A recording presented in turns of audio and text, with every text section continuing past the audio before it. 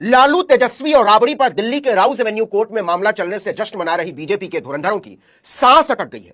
Patna airport पर उतरते ही लालू ने ऐसी चाल चल दी है कि मोदी से लेकर अमित शाह तक लड़खड़ा उठे।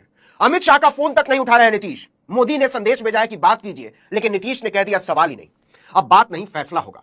संक्षेप में कहें तो नीतीश कुमार ने आखिरकार प्रधानमंत्री नरेंद्र मोदी को बता ही दिया कि आपको बिहार की राजनीति का बी भी नहीं पता है। ये तो नहीं पता है। गृह मंत्री अमित शाह को जता दिया कि आपके चेले चपाटे भले ही आपको चाणक्य कहते फिरते हूं, आपको बिहार की राजनीति का ट्यूशन अभी मैं दूंगा। नीतीश कुमार ने बिना एक लाइन कहे ऐसी हलचल मचा दी है कि दिल्ली से लेकर पटना तक बवाल पसरा है।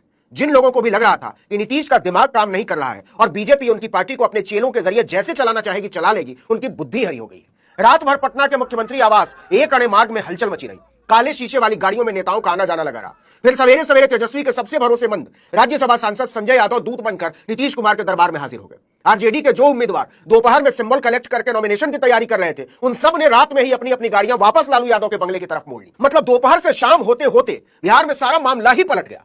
आरजेडी नेता भाई वीरेंद्र सिंबल लौटाने लालू यादव के बंगले पर पहुंचे तो पत्रकारों के सवालों की झड़ी में ऐसे उलझे कि उनके मुंह से निकल ही गया, अब नए सिरे से गठबंधन की घोषणा होगी तो सारे लोगों को सिंबल मिलेगा। मतलब बिहार की राजनीतिक तस्वीर एक बार फिर बदलने वाली है। संकेत मिल रहे हैं कि फिर से नीतीश कुमार और लालू यादव या आप कहें कि तेजस्वी यादव एक साथ आने वाले हैं। नीतीश कुमार अपने विधायकों के साथ बैठक पर बैठक कर रहे हैं। जब कभी ऐसे हालात बनते हैं तो नीतीश कुमार अपने विधायकों से बातचीत करने लगते हैं। कई बार विधायकों से एक साथ तो कई बार अकेले में मिलते हैं। वो ऐसा संदेश देने की कोशिश करते हैं कि वो अपनी पार्टी के नेताओं के राय मशवरे के मुताबिक चलते हैं। हालांकि नीतीश कुमार को जो फैसला लेना होता है वो ले चुके होते हैं।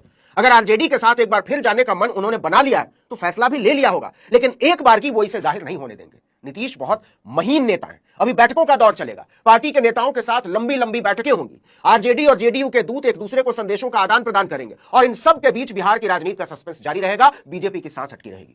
13 अक्टूबर को एनडीए में जैसे ही सीटों के बंटवारे का ऐलान हुआ, पूरे मीडिया में यह शोर उठने लगा कि बिहार में नीतीश का दौर खत्म हो गया। बीजेपी के दिल्ली राष्ट्रीय मुख्यालय से यही संदेश दिया गया था। उसने नीतीश को संकेतों में ही बड़ा भाई मानने से इंकार कर दिया। बीजेपी ने अकेले ही बैठकर सारी सीट बांट ली। बीजेपी जेडीयू दोनों को 101 सीटें, चिराग पासवान की पार्टी को 29 और उपेंद्र कुशवाहा और मांझी को 6 सीटें। इसका सीधा मतलब निकाला गया, एनडीए में ना कोई बड़ा ना कोई छोटा, अब एनडीए में जुड़वा। अब तक प्रतीकात्मक तौर पर ही सही, लेकिन हर बार जेडीयू बिहार विधानसभा चुनाव में बड़े भाई की हैसियत से चुनाव में उतरती थी और इसकी झलक सीटों की संख्या में भी दिखती थी।